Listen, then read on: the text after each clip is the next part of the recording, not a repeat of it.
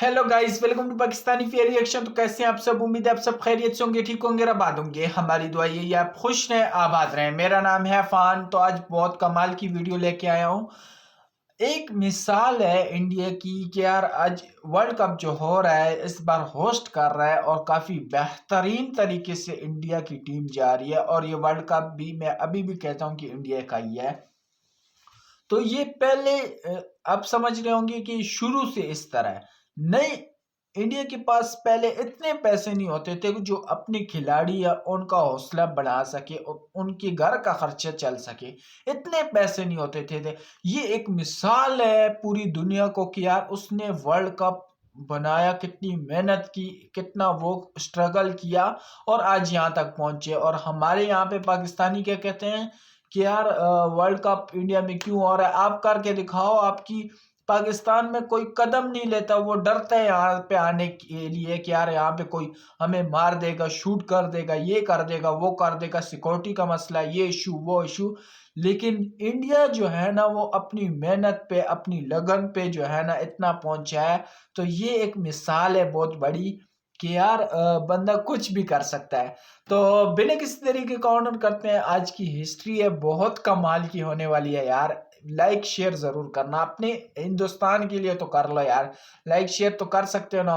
तो बिना किसी तरीके का ऑनर करते हैं, 3 2 1 and start. ODI world cup 2023 की होस्टिंग इस बार भारत कर रहा है और अब तक के हुए मैचों में शानदार प्रदर्शन भी करते हुए भारत की टीम आगे बढ़ रही है। बिल्कुल।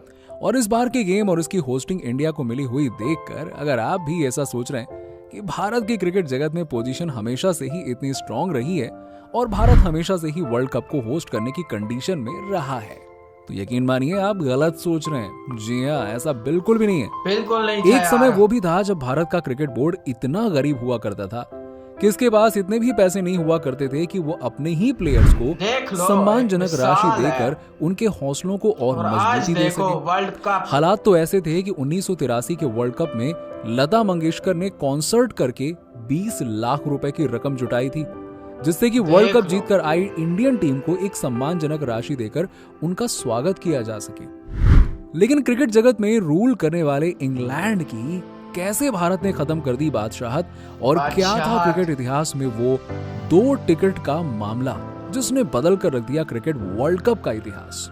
आइए जानते हैं इस कहानी को आज की अपनी इस वीडियो में। बात करें साल 2023 में भारत में चल रहे वर्ल्ड कप टूर्नामेंट की, तो बिजनेस टुडे के एक आर्टिकल में इस बात का दावा किया गया है कि इस टूर्नामेंट की वजह से इंडियन इकोनॉमी को $2.6 बिलियन का बूस्ट मिलेगा। हालांकि ये एक एक्सपेक्टेड आंकड़ा है और ओरिजिनल डेटा इससे ज्यादा भी हो सकता है। 5 अक्टूबर से लेकर 19 नवंबर तक चलने वाले इस ओडीआई टूर्नामेंट में कुल 10 कंट्रीज पार्टिसिपेट कर रही हैं, जिसमें ये सारी टीमें अलग अलग जगहों पर कुल 48 मैच खेलेंगी।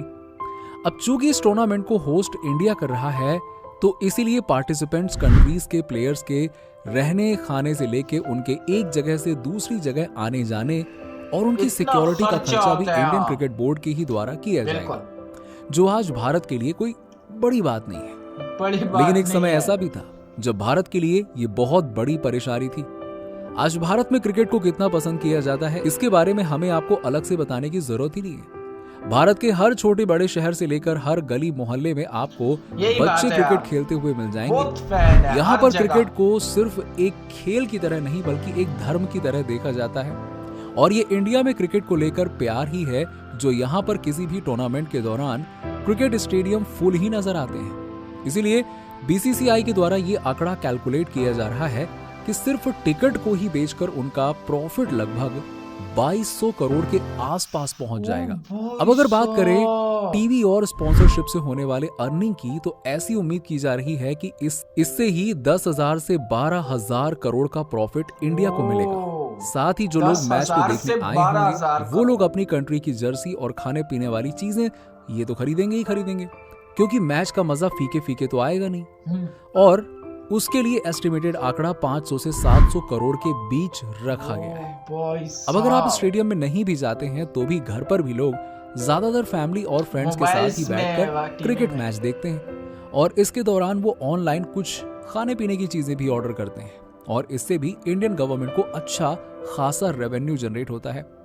अब विदेशी टूरिस्ट का आना और उनके द्वारा भारत में किया गया खर्चा या फिर एक वेन्यू से दूसरे वेन्यू पर जाकर मैच देखने के लिए हमारे द्वारा किए गए खर्चे से जनरेटेड रेवेन्यू को लगभग 1000 करोड़ कैलकुलेट किया गया है। और इस तरह से अगर आप इन सभी प्रॉफिट को एक साथ कैलकुलेट करेंगे तो ऐसी उम्मीद की जा रही है कि इस वर्ल्ड कप से हमारे देश को लगभग 20 से 22 हजार करोड़ का फायदा हो सकता है। वैसे आपको क्या लगता है कि किसी कंट्री को वर्ल्ड कप की होस्टिंग के लिए कैसे सेलेक्ट किया जाता है? नहीं पता ना? चलिए हम आपको बता देते हैं। देखिए, इसके लिए सबसे पहले एक कॉम्पिटिटिव बिडिंग प्रोसेस को अपनाया जाता है, जिसमें जो भी कंट्रीज इस वर्ल्ड कप को होस्ट करना चाहती हैं वो इस बिडिंग प्रोसेस में इन्वॉल्व होती हैं। अब वर्ल्ड कप के कई बड़े क्रिकेट बोर्ड के फॉर्मर चीफ की टीम के द्वारा एक ऐसी कंट्री को सेलेक्ट किया जाता है जो उस साल के टूर्नामेंट की होस्टिंग के लिए परफेक्ट हो। एलिजिबल कंडीशन में सबसे पहले देश की फाइनेंशियल कंडीशन को चेक किया जाता है कि क्या वो इतने बड़े इवेंट को होस्ट कर भी पाएंगे या फिर नहीं कर पाएंगे। साथ ही वहां पर जाने वाले प्लेयर्स और टूरिस्ट और फैंस की सिक्योरिटी का जिम्मा वो देश ले पाएगा या नहीं ले पाएगा, ये भी देखा जाता है। अब इन सभी बातों का ध्यान रखते हुए ही किसी भी कंट्री को होस्ट के तौर पर सेलेक्ट किया जाता है। उस देश के इंफ्रास्ट्रक्चर को भी मॉनिटर किया जाता है, जिससे कि फैंस और प्लेयर्स को उस देश में कोई दिक्कत ना हो। हालांकि पाकिस्तान भी उन कंट्रीज में से एक है जो बिडिंग प्रोसेस में शामिल होता है और हर बार कोशिश करता है कि वर्ल्ड कप की होस्टिंग लेने के लिए उसे मिल जाए, लेकिन वहां पर सिक्योरिटी इश्यूज की वजह से फिलहाल के लिए ये चांस उसे मिल नहीं पा रहा है। साथ ही जिस देश को ये मेजबानी सौंपनी है उससे भी इस बात का ध्यान रखा जाता है कि वहां के लोगों के बीच में क्रिकेट पॉपुलर हो, क्योंकि अगर लोगों के बीच में क्रिकेट पॉपुलर नहीं होगा तो फिर उसे देखने ऑडियंस भी कम ही पहुंचेगी, जिससे अच्छा खासा नुकसान हो जाएगा। अब अगर बात करें साल 2027 के वर्ल्ड कप होस्टिंग कंट्री के बारे में, तो इसे जिम्बाब्वे, साउथ अफ्रीका, नामीबिया देश मिलकर होस्ट करेंगे। वहीं 2031 में एक बार फिर से वर्ल्ड कप की होस्टिंग भारत के हिस्से में आएगी, जिसमें उसका साथ बांग्लादेश भी देगा।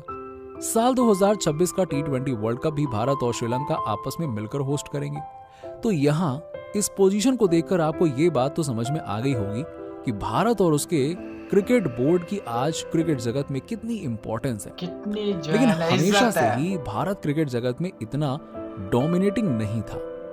बात करें अब से लगभग 40 साल पहले की, जब भारत की कंडीशन एक नॉर्मल टीम पार्टिसिपेंट से ज्यादा और कुछ भी नहीं हुआ करती थी। जी हाँ, 1989 में होने वाले वर्ल्ड कप में भारत फाइनल में पहुंच चुका था। बावजूद इसके जब बीसीसीआई की तरफ से 2 एक्स्ट्रा टिकट्स की डिमांड की गई तो इंग्लैंड क्रिकेट बोर्ड ने साफ तौर पर इसके लिए मना कर दिया। अब ये वो मौका था जब भारत ने 1983 में हुए वर्ल्ड कप में फाइनल में जगह बनाई थी। तो उस वक्त देश के यूनियन मिनिस्टर सिद्धार्थ शंकर रे इंग्लैंड के दौरे पर आए हुए थे। ऐसे में वो इस मैच को अपनी पत्नी के साथ स्टेडियम में जाकर देखना चाहते थे, जिसके लिए उन्होंने बीसीसीआई प्रेसिडेंट NKP साल्वे से 2 एक्स्ट्रा टिकट की डिमांड की थी। लेकिन इंग्लैंड क्रिकेट बोर्ड के 2 टूक के बाद साल्वे ने यह डिसाइड किया कि इस बेइज्जती को बर्दाश्त तो नहीं किया जाएगा। हालांकि बेशक इस टूर्नामेंट में इंडिया ने वर्ल्ड कप अपने नाम कर लिया था, लेकिन अभी कुछ और नए अध्याय जुड़ने वाले थे क्रिकेट हिस्ट्री में। साल्वे ने फैसला किया कि वो इंग्लैंड के इस एकाधिकार को खत्म करके रहेंगे, चाहे जो कुछ भी हो जाए। जो भी हो जाए। फिर क्या था, उन्होंने पाकिस्तान के क्रिकेट बोर्ड से इस बारे में बात की और पाकिस्तान को भी साथ में मिलाया, जिसके बाद लास्ट में इंग्लैंड को भी सबकी बात माननी पड़ी। इंडिया ने यह फैसला ले तो लिया था, लेकिन अब अगर उसके सामने सबसे बड़ी मजबूरी थी तो वो थी पैसों की। और इसीलिए बीसीसीआई देश के प्रधानमंत्री इंदिरा गांधी के पास गया। अब यहाँ पर इंदिरा गांधी धीरू भाई से इस वर्ल्ड कप का खर्चा उठाने की बात करती हैं। धीरू भाई के लिए ये किसी बड़ी खुशखबरी से कम नहीं था। वो इसके लिए सीधे तौर पर मान जाते हैं और ब्लैंक चेक देने की बात भी करते हैं। हालांकि यहाँ पर इंग्लैंड के द्वारा उसके खिलाफ बाकी देशों से आईसीसी में वोटिंग करवाने की भी धमकी दी जाती है। लेकिन धीरू भाई अंबानी की बदौलत उस वक्त बीसीसीआई बाकी देशों को 5 गुना ज्यादा पैसे देने का वादा करके अपनी तरफ मिला लेता है, जिसके बाद मैक्सिमम कंट्री के सपोर्ट के बाद 1987 में होने वाले वर्ल्ड कप की मेजबानी के लिए भारत और पाकिस्तान को सेलेक्ट किया जाता है। लेकिन अभी इसमें एक और मजबूरी तब सामने आई जब 1984 में इंदिरा गांधी की मौत हो गई, जिसके बाद उनकी जगह पर उनके बेटे राजीव गांधी ने कुर्सी संभाली और वीपी सिंह को अपना फाइनेंस मिनिस्टर बना दिया। लेकिन वीपी सिंह को शायद ये सारी की सारी थियरी पता नहीं थी और इस चक्कर में वो कुर्सी पर आते ही धीरू भाई अंबानी पर रेड करवा देते हैं, जिस वजह से धीरू भाई अंबानी नाराज हो जाते हैं और वर्ल्ड कप से अपना सपोर्ट खींच लेते हैं। ऐसा करते ही बीसीसीआई के सामने बहुत बड़ी फाइनेंशियल क्राइसिस खड़ी हो जाती है। अब क्योंकि इस वर्ल्ड कप की होस्टिंग के लिए बीसीसीआई को 20 करोड़ रुपए चाहिए थे और 4 करोड़ अभी तुरंत के लिए चाहिए थे, क्योंकि ये फी उसे आईसीसी को देनी थी। बीसीसीआई के द्वारा भारत सरकार से मदद मांगने के बाद भारत सरकार उनके लिए फिलहाल 4 करोड़ का इंतजाम करवा भी देती है, लेकिन बाकी के पैसे अभी भी बीसीसीआई के लिए एक बड़ी परेशानी का सबब थे। इसी बीच में राजीव गांधी और उनके फाइनेंस मिनिस्टर के बीच में कुछ मनमुटाव की वजह से वीपी सिंह को कैबिनेट से निकाल दिया जाता है और एक बार फिर से बीसीसीआई को चांस मिल जाता है धीरू भाई अंबानी से मदद लेने का। धीरू भाई अंबानी के एक बार फिर से इस वर्ल्ड कप से जुड़ते ही पैसों की सारी परेशानी खत्म हो जाती है और भारत सफलतापूर्वक इस टूर्नामेंट को होस्ट करता है। अब जिस मुहिम की शुरुआत तब भारत ने की थी, आज उसके रिजल्ट्स सबके सामने हैं और जिस क्रिकेट पर कल तक इंग्लैंड का ही एक अधिकार था, आज उसके बोर्ड में ज्यादातर डोमिनेटिंग पोजीशन में यही भारत देश है, जिसने बता दिया कि अपनी बेइज्जती का बदला कैसे लिया जाता है। तो उम्मीद करते हैं दोस्तों कि आपको क्रिकेट जगत के बारे में कैसे लिया जाता है। आज जो है ना वही टीम इंडिया में आके क्रिकेट खेलने लग गई है, जिसको 2 टिकट तक नहीं दे रहे थे। अगर इसके अलावा पाकिस्तानी कोई बंदा होता, पाकिस्तानी कोई लड़का होता, लड़की होती, तो वो अगर 2 टिकट मांगते और वो ना करते तो वो कहते बस नॉर्मल सी बात है, खत्म करो, नहीं दी तो नहीं दी। लेकिन नेहरू बॉय ने क्या कमाल कर दिखाया, एक अपना ही लेवल बना दिया और आज उसी की देश में, उसी की जो है ना उन्हीं की टीम आ रही है उनके देश में। तो ये होती है एक सोच, और इसने चलाया आगे। कितनी मुश्किलात आई, कितना उन लोगों ने स्ट्रगल किया, कितनी कितनी मुश्किलात आई, दिन रात इसने एक किया और आज जो है ना, आज वो दिन कैसा जबरदस्त है। आज जो है ना सारी दुनिया इंडिया के साथ वाह वाह कर रही है, इंडिया को जो है ना सपोर्ट कर रही है। तो ये एक पिछली मेहनत को देखा जाए तो बहुत अच्छा होता है। हम कहते हैं कि भाई इंडिया में हो रहा है, हमें कुछ नहीं पता, हम पाकिस्तानियों को ना कुछ पता है, हमारी आवाम को कुछ पता है, बल्कि इंडिया की आवाम को भी इतना नहीं पता होगा कि यार ये बस हो रहा है तो बस हो रहा है। लेकिन इसकी गहराई पे बंदा जाए तो बंदा कहता है कि यार वाह, ये होती है सबसे बड़ी जो है ना एक स्ट्रगल होती है, एक वो होती है। इनको टिकट तक 2 नहीं दिए जा रहे, तो ये यार आज जैनन के देश में अपना ग्राउंड है, अपना वो है, सब कुछ है। और दूसरा ये कि यार इतना जबरदस्त इनका जो है ना वो है। आगे जो ये वर्ल्ड कप भी इनका है, इससे आगे वर्ल्ड कप जो आ रहा है 2023, यार सारे के नाम इंडिया में आ रहे हैं। क्यों आ रहे हैं यार, जबरदस्त, इंडिया की परफॉर्मेंस अच्छी है, इंडिया की सिक्योरिटी अच्छी है, इंडिया का सब कुछ अच्छा है।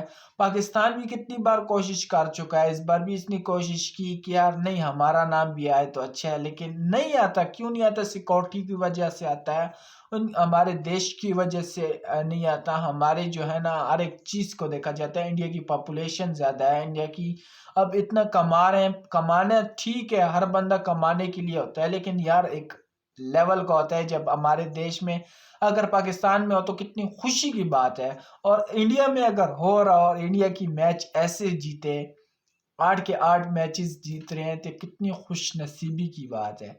और ये वर्ल्ड कप इंडिया ही लेके जाएगा। अब फिर कह रहा हूँ, कोई नहीं जो है ना, कोई माइकल लाल नहीं है जो इंडिया से वर्ल्ड कप यहाँ से लेके जाए, इंडिया का ही वर्ल्ड कप है। तो आपका क्या कहना है कमेंट सेक्शन में जरूर बताएं। तो आज के लिए इतना ही। वीडियो अच्छी लगी लाइक करें, शेयर करें, चैनल को सब्सक्राइब करें। कोई भी वीडियो चाहिए तो कमेंट सेक्शन में जरूर बताएं करें। आपका अपना चैनल मैं इस पर जरूर रिएक्ट किया करूंगा। तो आज के लिए इतना ही, तब तक के लिए अपना ख्याल रखिएगा।